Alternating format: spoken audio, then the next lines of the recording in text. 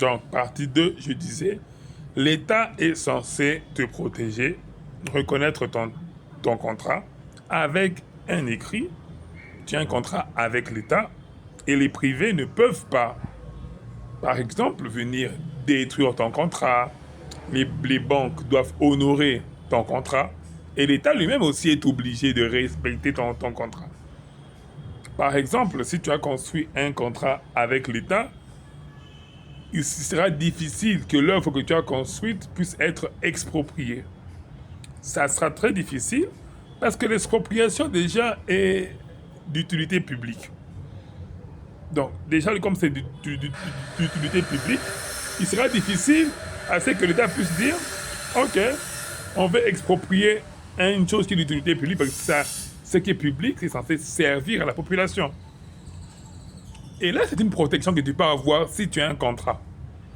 Sans un contrat, tu ne pourras pas prouver. C'est là la Cour de cassation. Et pourquoi je parle de la Cour de cassation?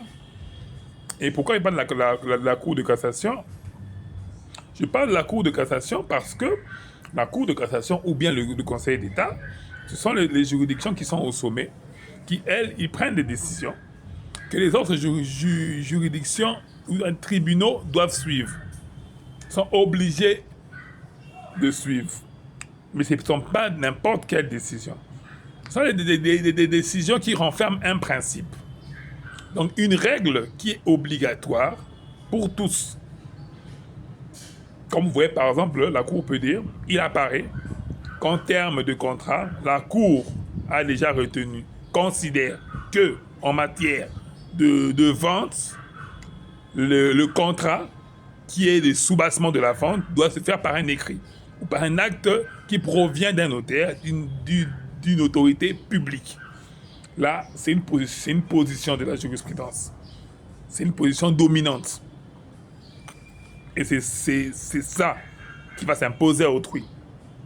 Une décision de principe, c'est ce qu'on appelle même en termes juridiques. C'est ça.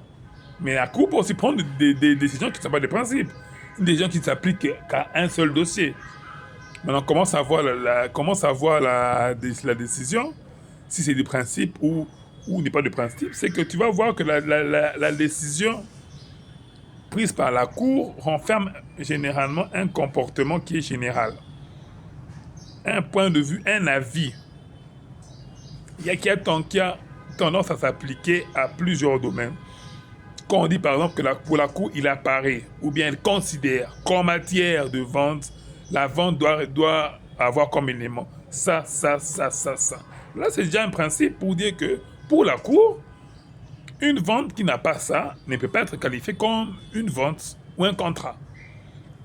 Donc, ça c'est entre parenthèses. C'était ça, un peu pour compléter ce que je viens en train de parler sur le droit de la réputation, le droit à l'image. Donc, c'est extrêmement important et ça demande vraiment que l'on puisse faire attention à ce que l'on dit, qu'on puisse faire attention à ce que l'on fait et qu'on puisse se mettre surtout à la place de ceux qui vont subir nos comportements, ceux qui vont subir nos actions. Prenez soin de vous et considérez toujours que la vie, ce n'est pas un fleuve tranquille. La vie n'a jamais été un fleuve tranquille. La vie a toujours été une succession d'événements, de haut et de bas. Prenez soin de vous.